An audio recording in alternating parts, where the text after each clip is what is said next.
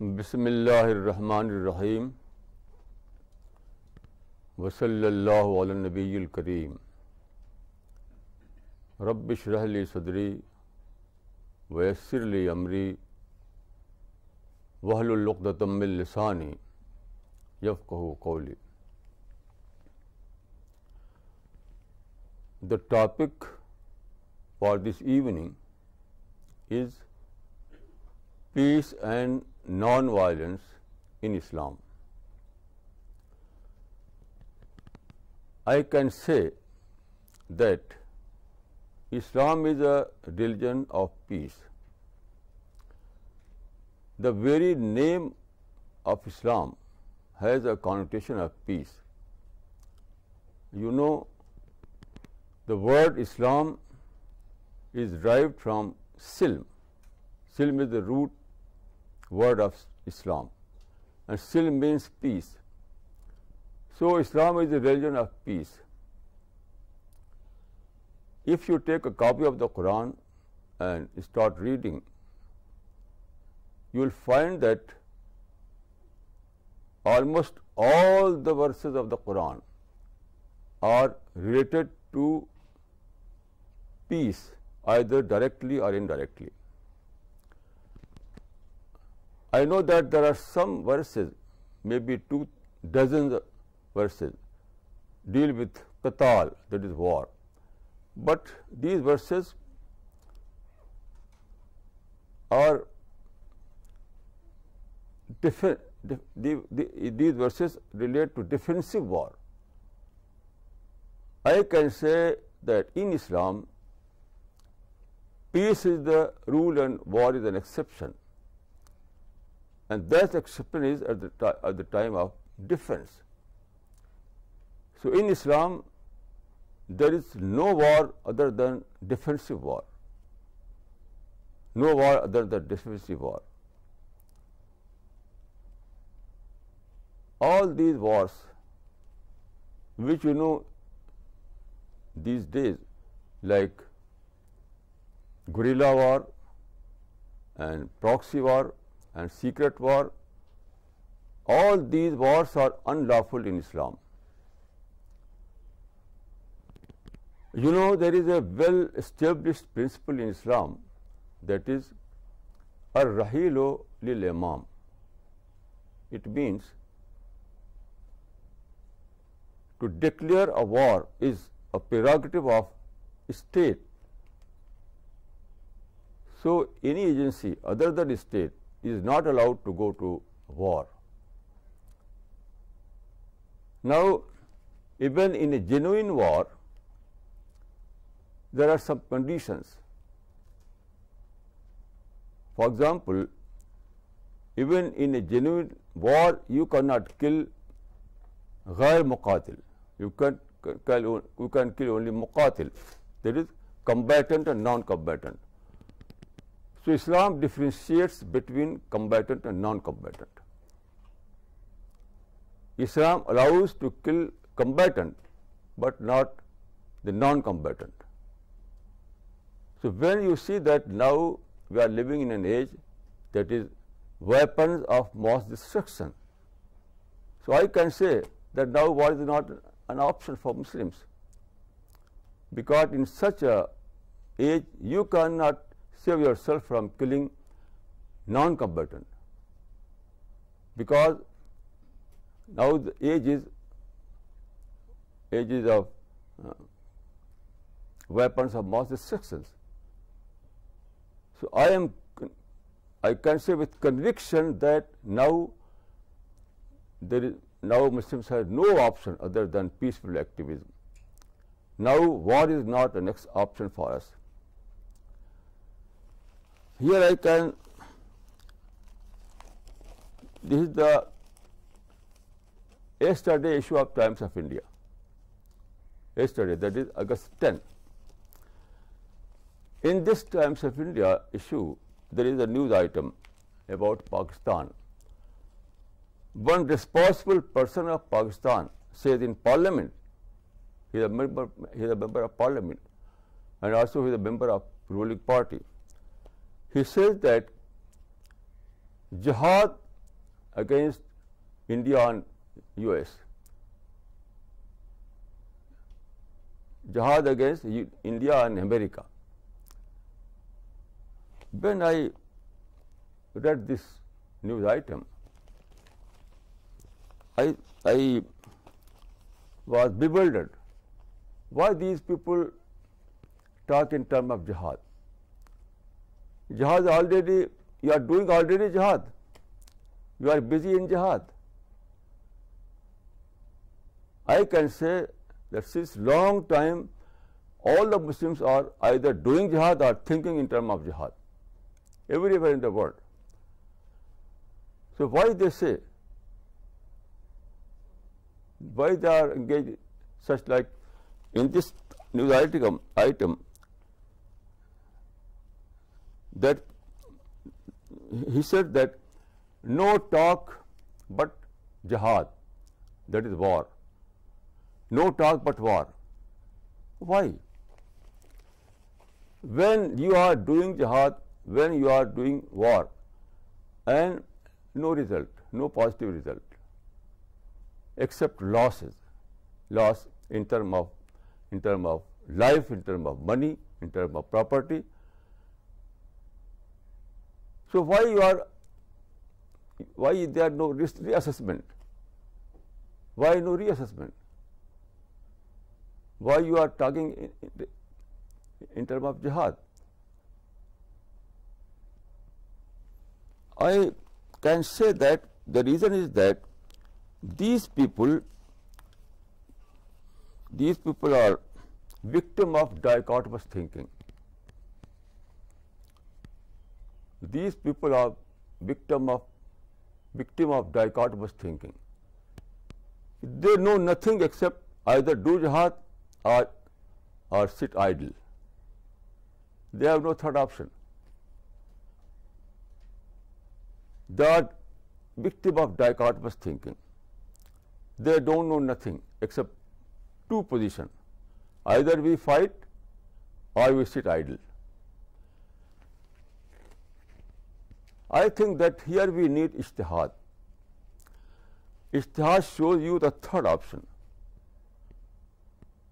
Ijtihad literally means to strive. Ijtihad means it is a very important institution in Islam. Ijtihad is a very important institution in Islam. So when you are faces some situation in which you have no guidance in traditional knowledge, so you have to ponder over the problem. You have to find out some new answer.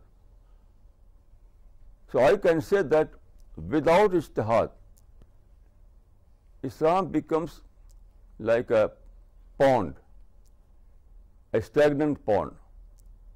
But with ijtihad, Islam becomes like a flowing river. Flowing river. So now we are in need of ijtihad. And there is a hadith in Sahih al-Bukhari, it emphasizes on ijtihad.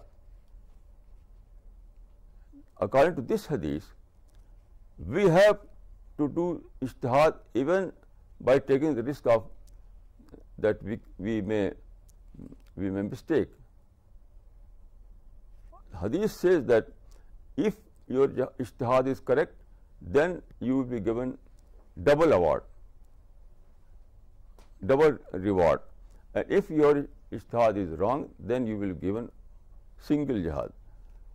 Which means that do jihad without any excuse, at the risk of doing wrong jihad, wrong ijtihad. Do ijtihad even if there is risk to fill in some wrong ijtihad. Why? Because without ijtihad, Islam becomes like a pond.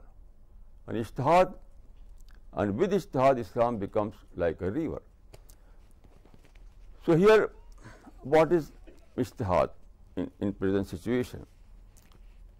When you when you see the situation, when you gain the knowledge of present world, you can say that we are at present, we are living in a very different kind of age.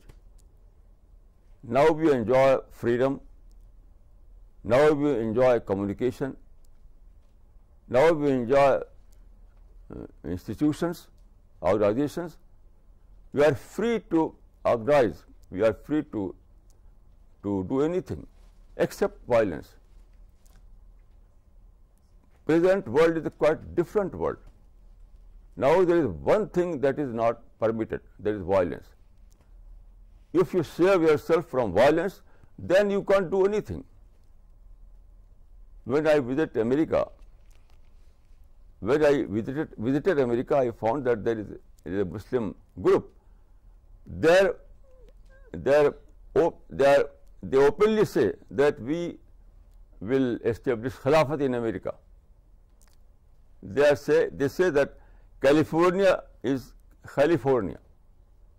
California was a Khilafat, and now we want to revive California. So they say openly that we want to establish Khilafat in America, and they are free. Modern civilization is very different from ancient civilizations. Now everything, you can do everything except violence. So you have to avail this opportunity. In our present age, all the opportunities are open. We fail to understand that in our present age, we have new kind of opportunities.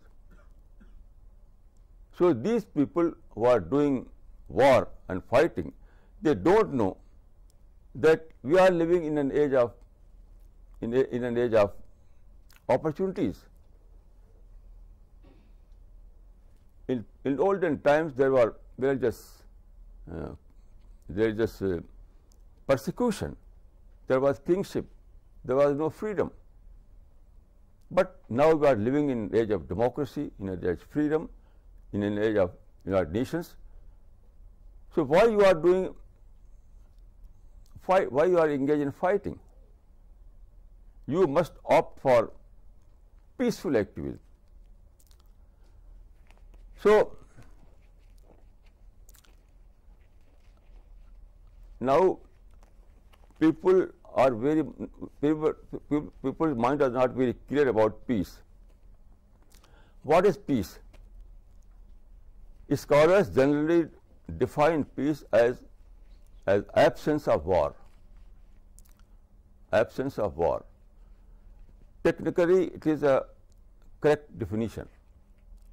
But it does not include the positive aspect of peace.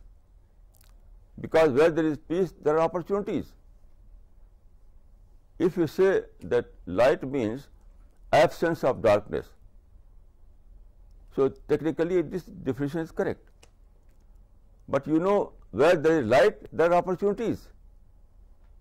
Light doesn't mean that there is no darkness. At the same time, the light has some positive aspect. When there is light, you can see everything. You know, without light, you cannot see anything. Where there is light, there are activities, all kind of activities. So this kind of definition, that peace means absence of war, is not complete. You have to add the positive aspect to this definition. So people generally don't know this aspect, so they fail to avail the opportunities. I visited several times Palestine and Arab countries. I said, why you are fighting? Why? I visited 2 times Israel, and I found that there is freedom also in Israel also. you can do anything in Israel except violence. It was my direct observation. So I said, why you are not availing these opportunities? In terms of education, in terms of industry, in terms of business, in terms of dawah work, all these things are free. If you save yourself from violence, you can do anything in Israel also. So I asked, why you are fighting? Why you are not availing these opportunities? They said, yes, we want peace, but peace with justice. As-salam mal adl. This was their answer.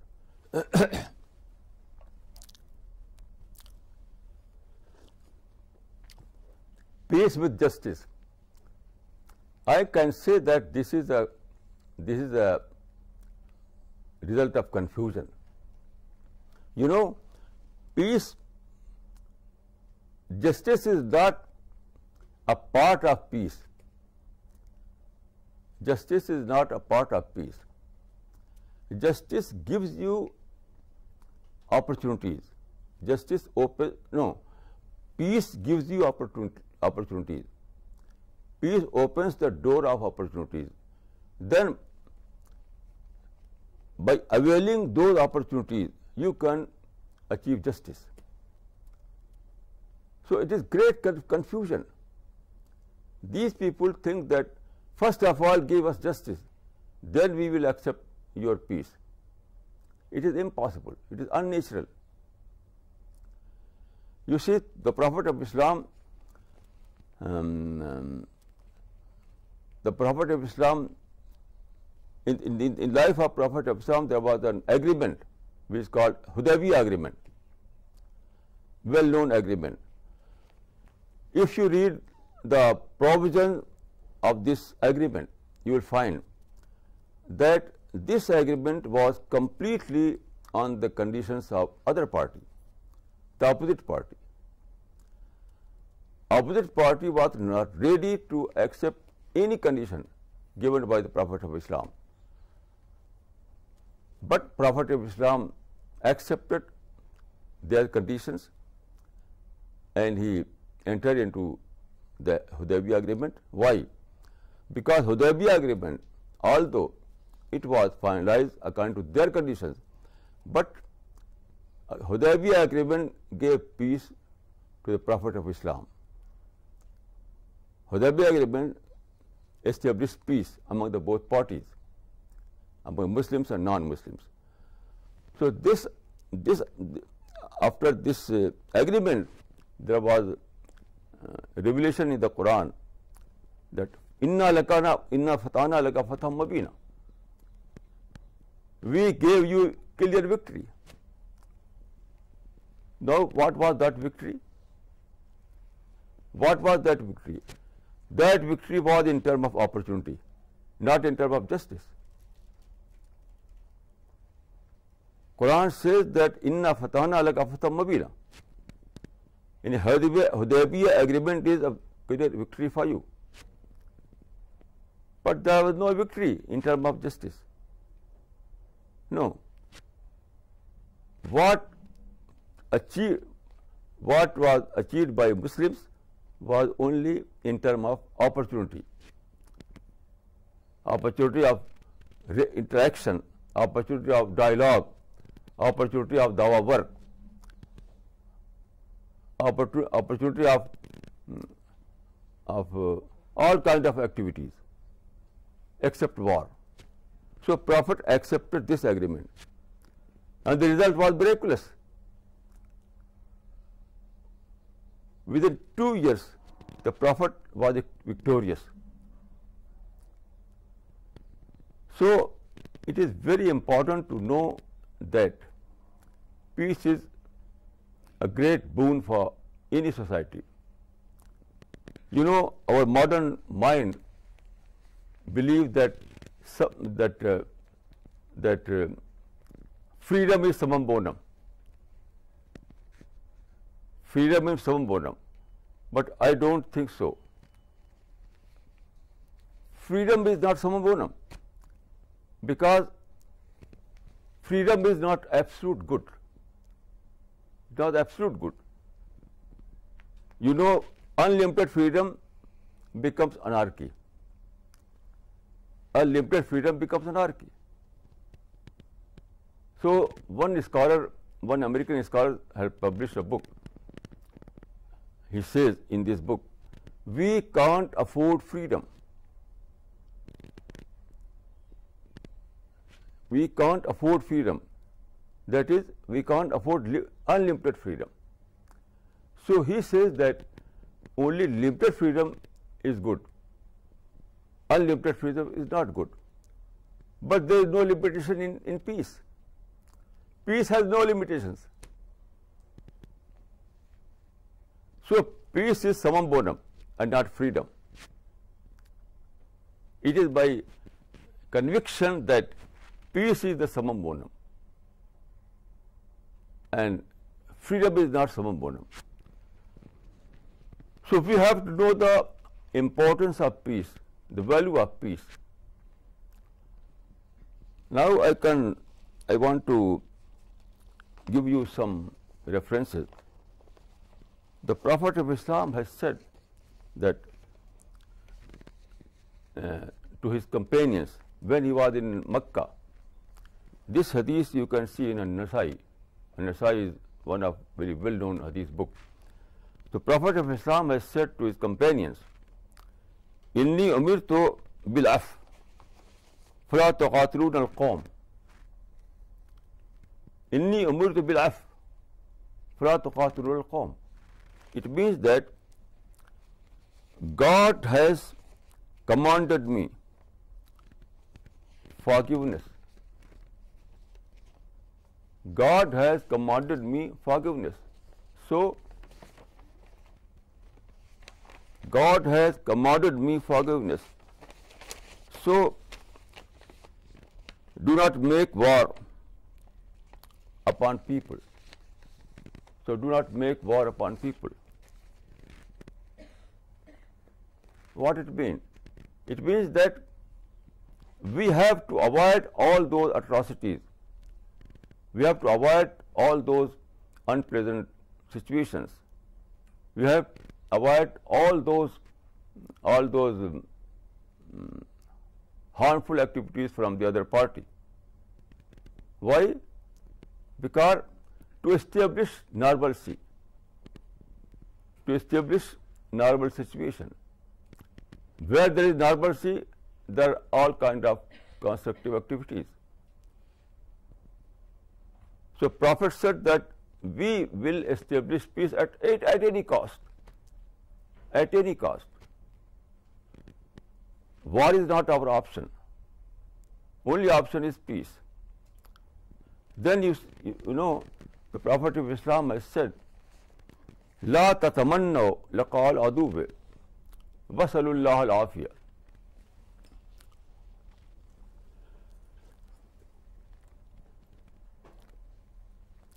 Don't wish confrontation with your enemy. Ask peace from God. This is the saying of the Prophet of Islam. Then the Quran has said very clear, in clear words, as-sulhu khair. Sulh means conciliation. You can say sulh means peace. Peace is reconciliation. As-sulhu khair means peace is the good. As-sulhu khair, reconciliation is the best. Peace is the best. By taking this concept, this Quranic concept, Sufi people have formulated a principle that is in Persian, Sulh-e-Kul. This was the formula of Sufi people. It was based on this Quranic verse. sulh kul, that is peace with all. Peace with all. I think that this is the best policy of Sufi people, not only Sufi people but of all the Islamic people. Peace with all. This is the best policy of Muslims. There is a hadith in Sahih al-Bukhari. Aisha, the wife of the Prophet of Islam, says about what was the general policy of the Prophet of Islam. What was the general policy of the Prophet of Islam? He says, Ma khuyyira Rasulullah sallallahu alayhi wasallam bain amrayn illa ikhtara aysarahuma. Whenever the Prophet had to choose between the two, he always opted for easier option rather than harder option. Now, what is easier option and what is harder option? I would like to say that easier option means peaceful method, and harder option means violent method. So, whenever peaceful method is available, you are not allowed to go to violent method. This I said to my Palestinian brothers, that in Israel, in Palestine, and also for other Muslims, I said that in every country, including Palestine, peaceful method is available. So why you opt for violent method? Why? It is against the policy of the Prophet of Islam. I can say with conviction, according to my experience and my knowledge, in every country, including Kashmir, including Palestine, including Iraq and Iraq, everywhere, peaceful method is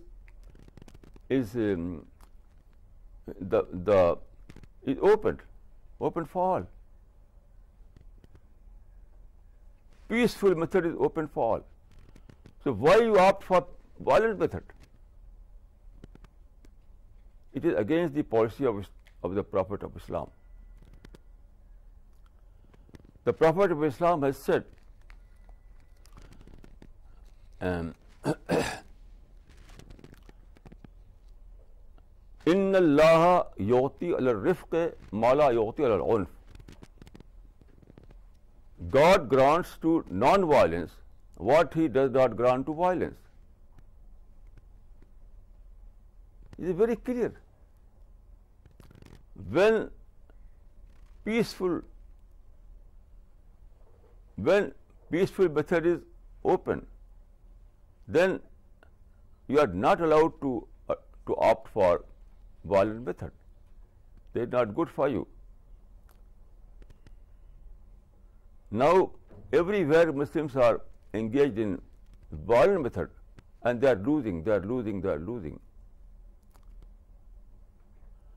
There is a great example in India.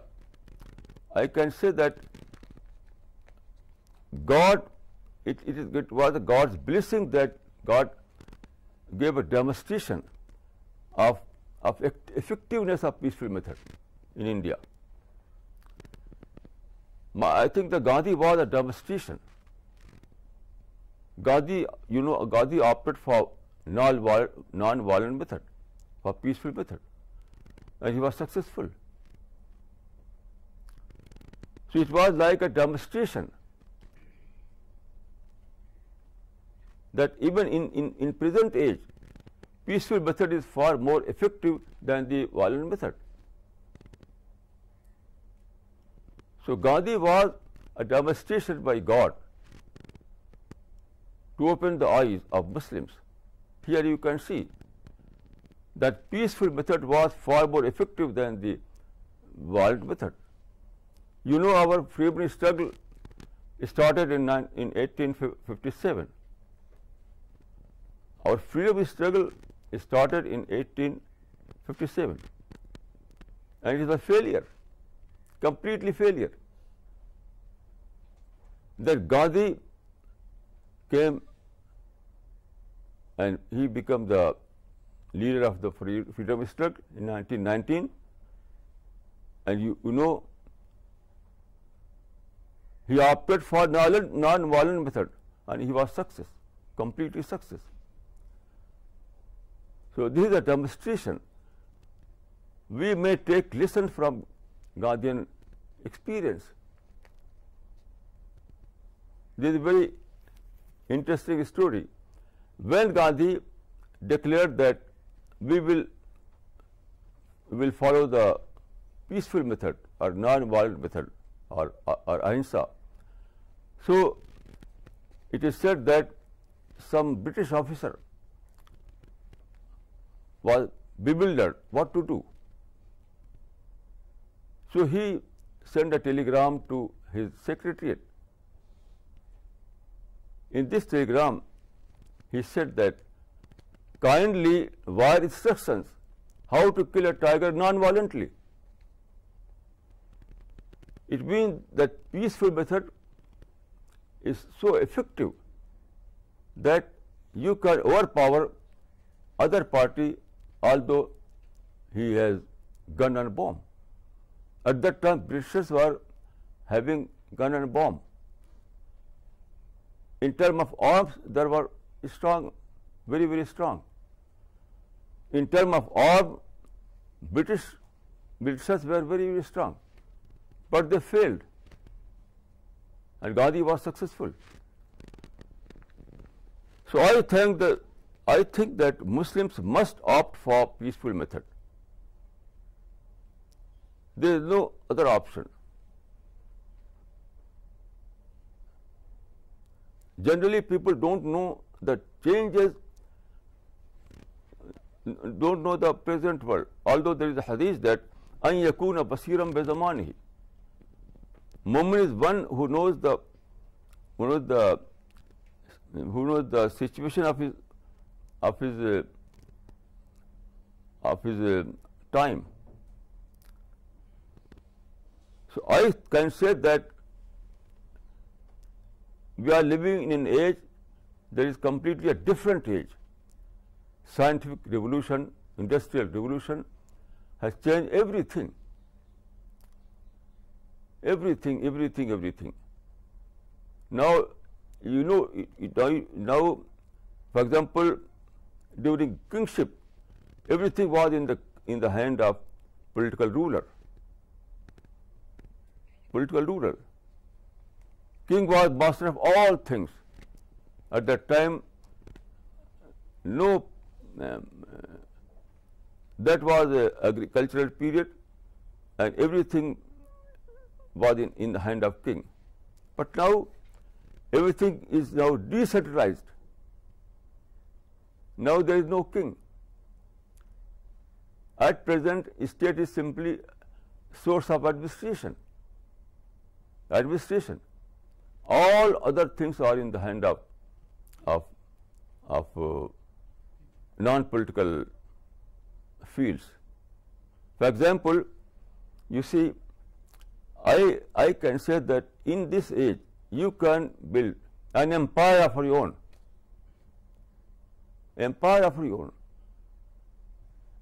Jewish community has established a media empire in USA. Christian community has established an educational empire in India.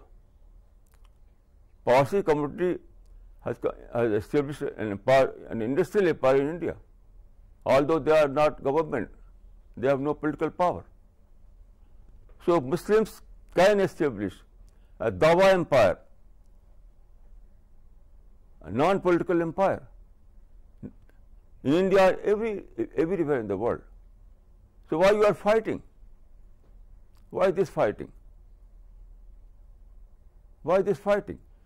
We are in a position to establish a non-political empire in terms of education, in terms of Dawa work, in terms of industry, in terms of business, in terms of organization, in terms of institution.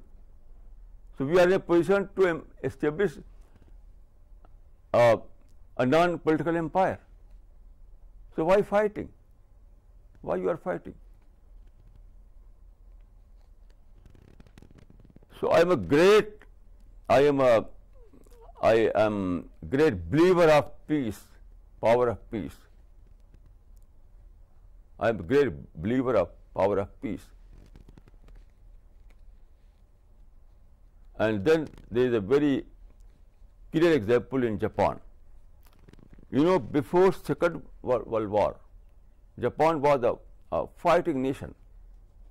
Before Second World War, Japanese were a fighting nation. But in the Second World War, they defeated by Americans. They were defeated by Americans. Then they opted for peace. At that time, their king was Hirohito. Hirohito was a very learned person. He gave a lecture. He gave a message on radio. At that time, there was no TV. So he said, addressing to his nation, we have to bear the unbearable. We have to bear the unbearable. We have to suffer the unsufferable.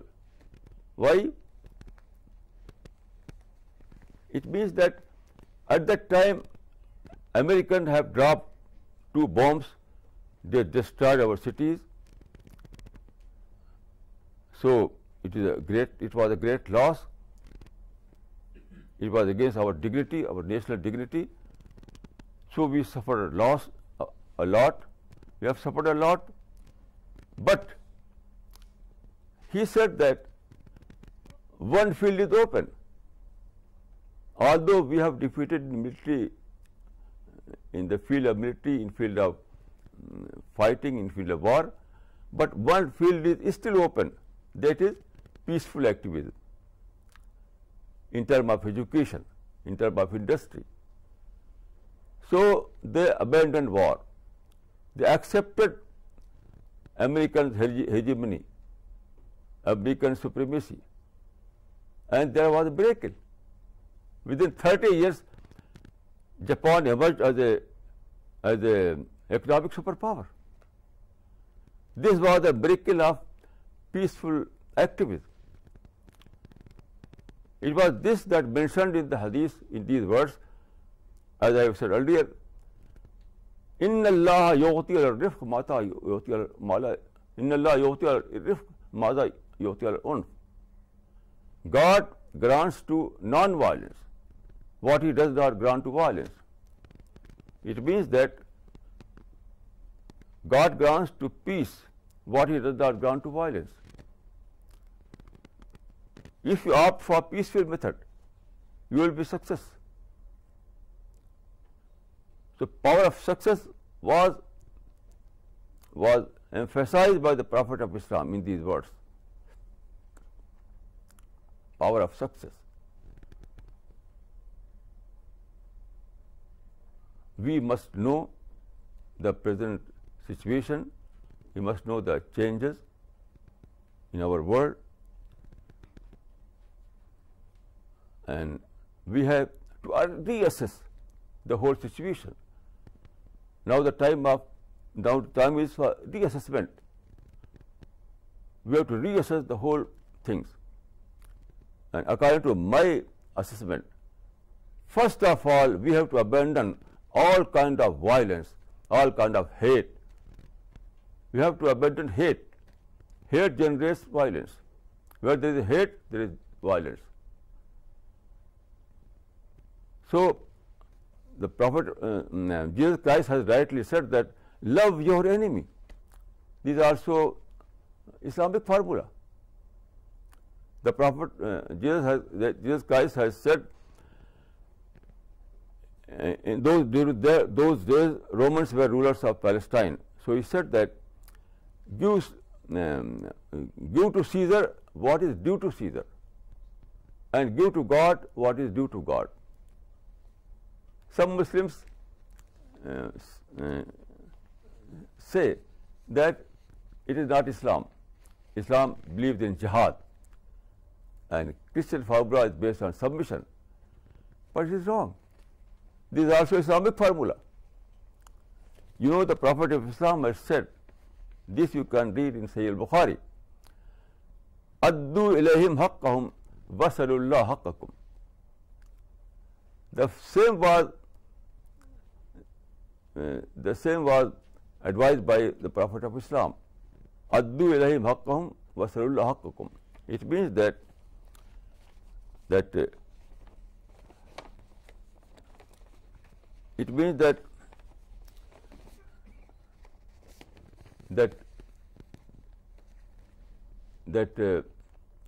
give to rulers what is due to rulers, and what is your dues asked from God.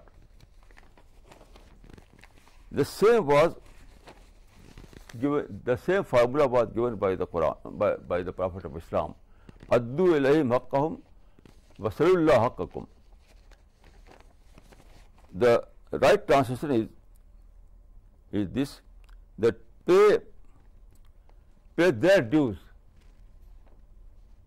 to them, pay their dues to them, and ask for your dues from God.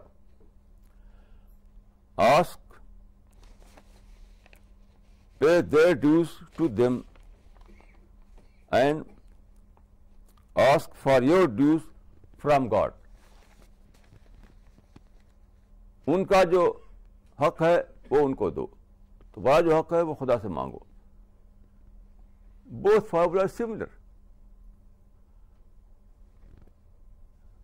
The Christian formula, Islamic formula are both one and the same. It means that we have to reassess and we have to abandon all those violence and hate and revenge. We have to adopt the policy of peace, policy of love. This is the only solution to our problems. أقول قولي هذا واستغفر الله لي ولكم أجمعين.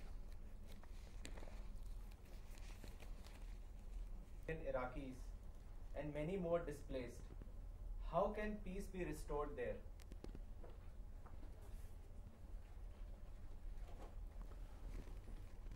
According to my assessment, the responsibility goes to Muslims and not to US. Why? Because US demanded Saddam Hussein to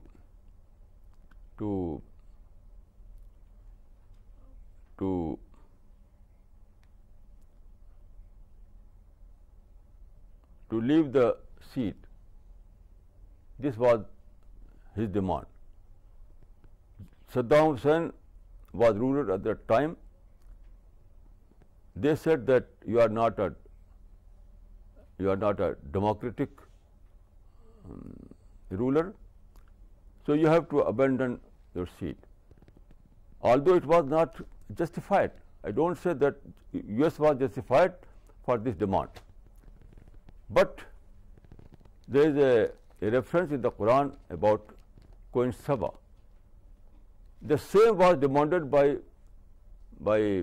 Suleiman, and he accepted that demand.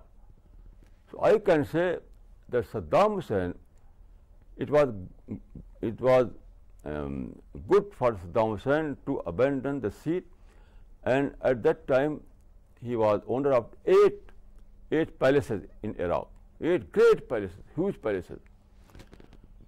So better option for Saddam was to abandon the political seat and establish 8 colleges in Iraq.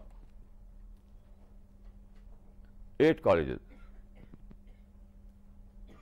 So it was a better option for him. But fortunately it not happen, because all the Muslim world became either silent or they they started abusing America.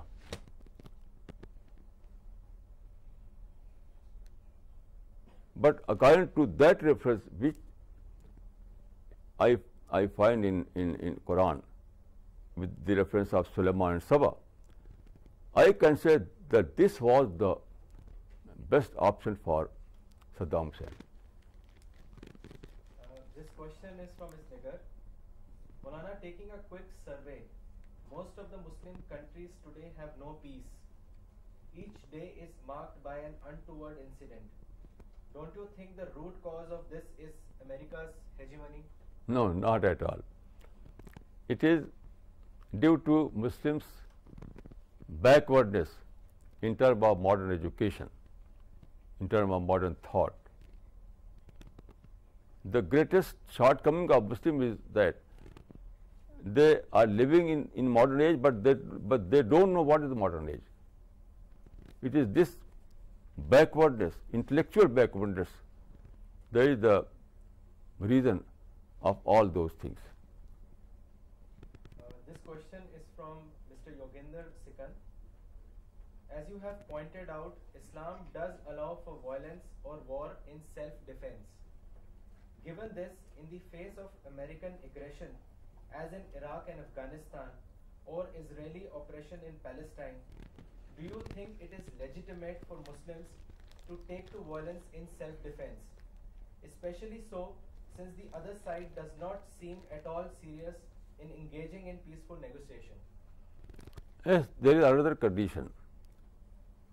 You are allowed to go to war as defense, but there are two conditions. Only states are allowed to go to war. Other than state, nobody is allowed to go to war. So at present you see that all those jihad, all those people who are engaged in jihad, they are not men of state. You cannot find anywhere that state is involved in this jihad. Only some non-governmental agencies are involved. This is wrong. Then the other formula, other principle is that min husn islami mar tarkuhu ma la yani. It means that if you have power, then you are allowed to go to jihad, to war. But if you have no power, you are not allowed to go to war. You know, when Prophet was in Mecca, there were so many atrocities, and Hazrat Umar said that we will do jihad against these people. Prophet said, Ya Umar inna qaleel. Ya Umar inna qaleel. Oh Umar, we are not strong. So when Muslims are not strong, they are not allowed to go to war. So there are two conditions. Maulana, he has another question. The US had no right to demand Saddam's resignation, especially since US had all these years backed him, including in launching a war against Iran. Why does USA not demand that other dictators in the Arab world who are wallowing in luxury also resign? In life there is no, in life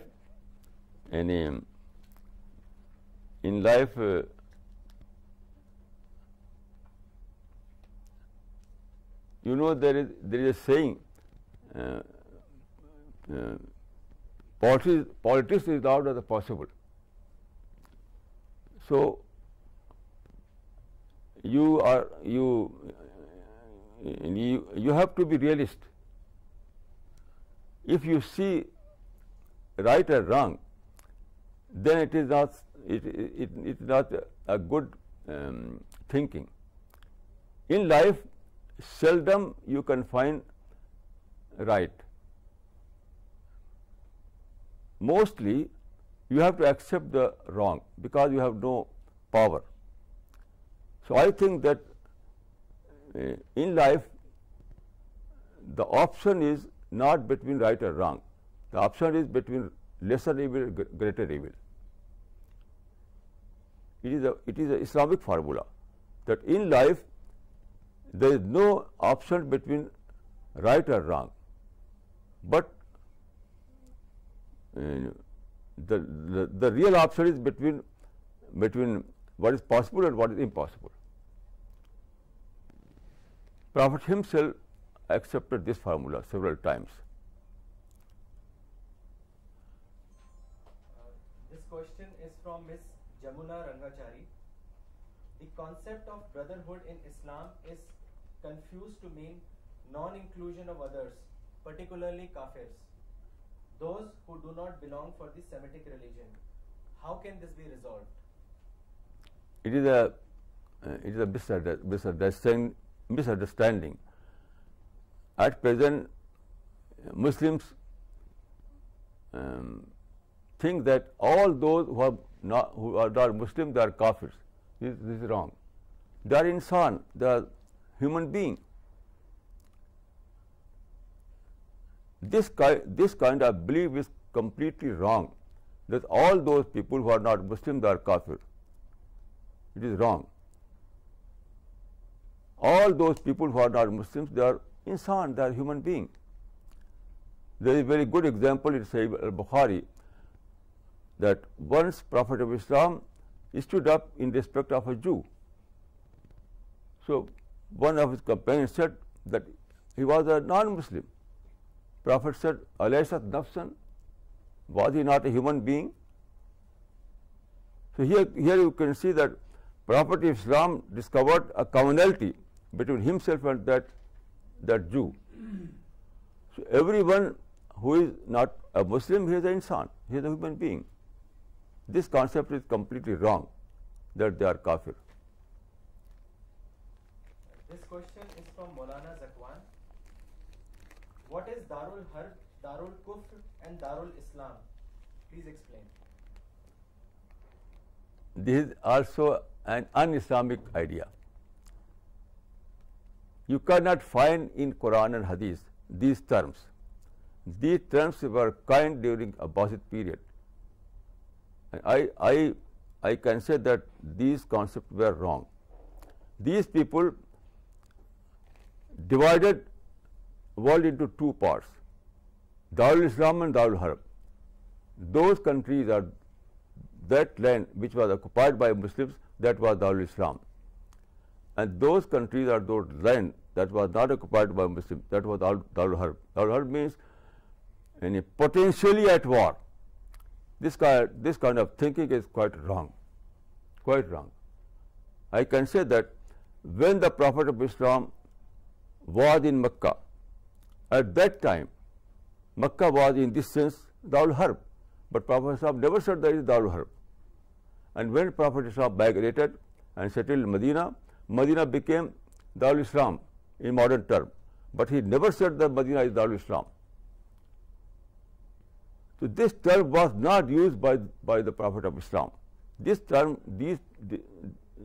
terms were coined by fuqaha during a Abbas period, and I am quite against these terms. All these terms are un-Islamic. Even I can say that you cannot say that Pakistan is Darul Islam, Iran is Darul Islam. No, simply say Iran or Pakistan. Just like Prophet of Islam never used this term. When Medina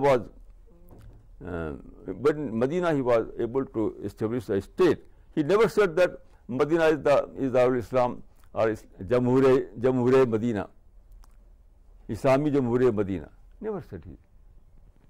So you have to call all those countries in their own name. India is India, Pakistan is Pakistan, Iran is Iran, America is America.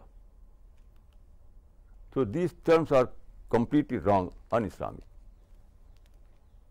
This question is from Dr. Pradhan. Why does the Quran contain verses that command the Muslims to fight? These verses are about defensive war.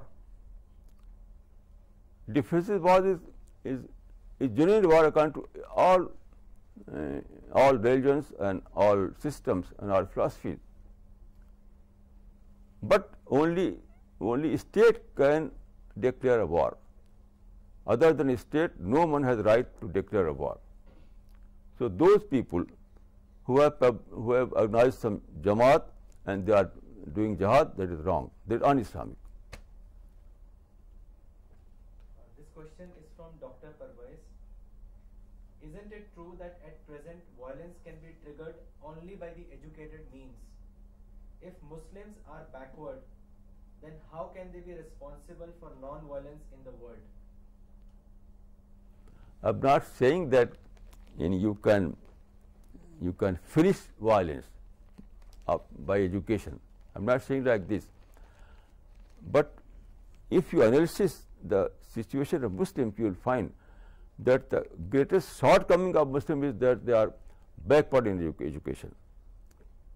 In this world you cannot establish an ideal society, an ideal state. That is impossible. So, and I'm not saying in terms of idealism. Idealism is not possible. Ideal cannot be achieved. But I am saying in practical sense, Muslims are. It is a fact that Muslims are backward in modern science, modern education. So it is their greatest shortcomings. This question is from Maria. What should be jihad in the contemporary world? Please comment. You can find the answer in the Quran. There is a verse in the Quran, وَجَاهِدْهُمْ بِهِ جَهَادًا كَبِيرًا, and do great jihad by the help of the Quran. Here you see that Quran mentions that you must do great jihad, but by the help of the Quran. And you know Quran is not a sword, not a gun. Quran is a book of ideology. So according to this verse, jihad means ideological jihad. Ideological jihad. Do great jihad with the help of the Quran. The Quran is not a source of violence. Quran is a book of ideas. So it means that jihad means, and great jihad means ideological jihad. In other words, dawah work. Dawah work is the greatest jihad. This question is from Dr. Farida Khanam. Why do Muslims forget the violence they have perpetrated all over the world, even going to the extent of destroying World Trade Center? When other nations react, they start blaming them for everything. Why is this so?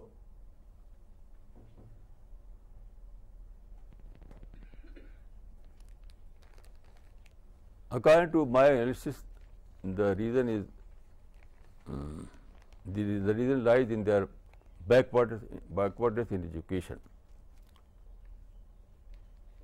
I have traveled everywhere in the world. I found that Muslims are some Muslims you can find that they are degree holder, but no learning. Education doesn't mean degree holding. If you are degree holder, it doesn't mean that you are an educated person. So some Muslims have secured degree and so that they may find a job. That is not education. Education means learning. In this sense, Muslims are very, very backward throughout the world. And this is the reason.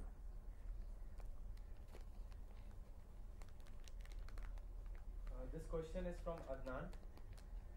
Maulana, Islam is a religion of peace and tolerance. Unfortunately, it is linked with terrorism, violence and hatred.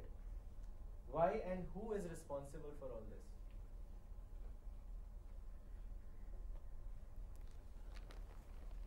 I think that the basic reason is that people fail to differentiate between Islam and Muslims.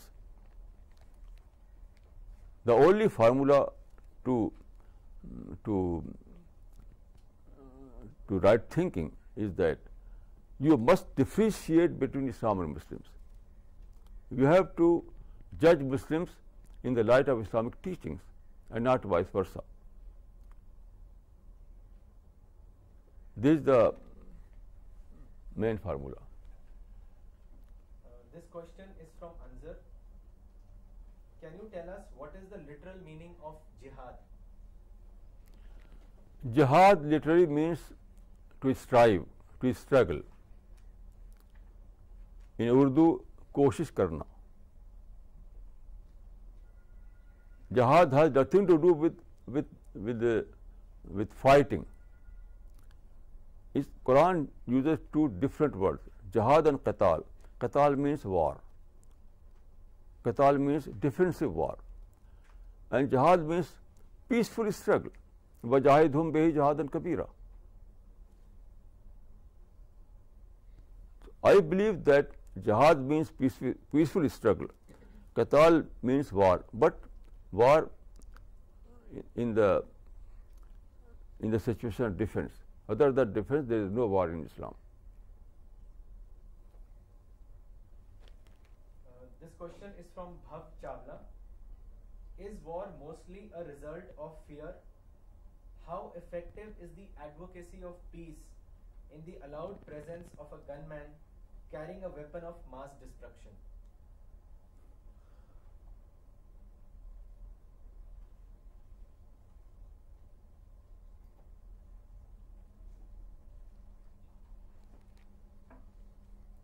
According to my experience,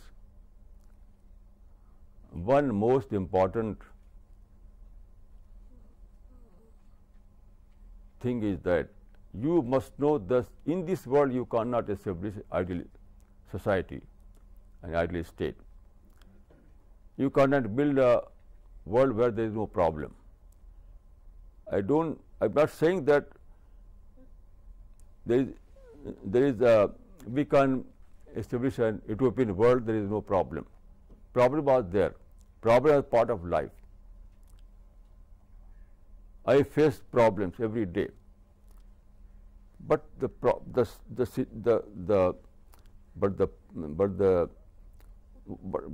question is, what is the solution?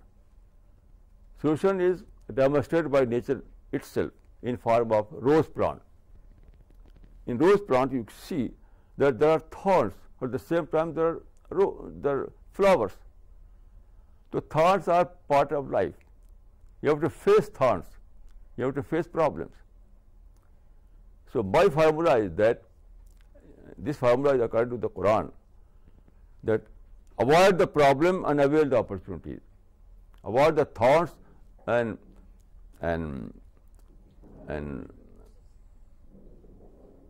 avoid the thorns and avail the flowers.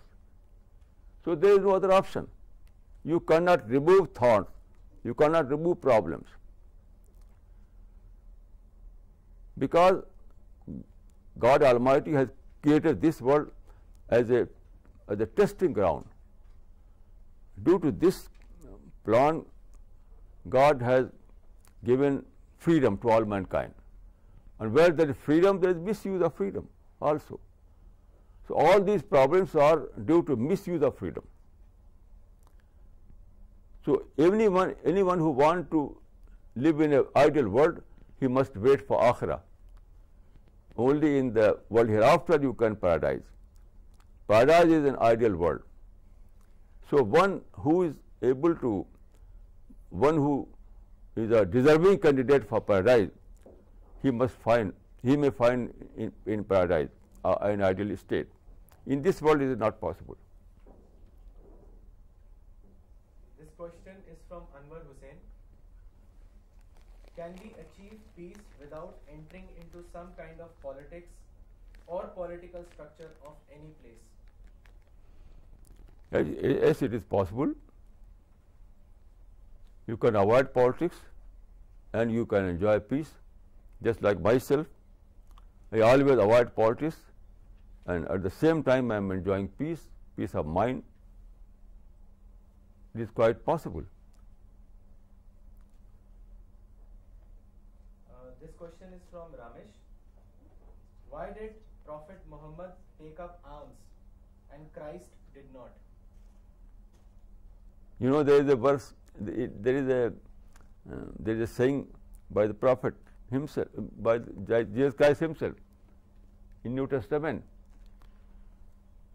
Jesus Christ has said that, this you can see in New Testament, I did not come for peace, but a sword.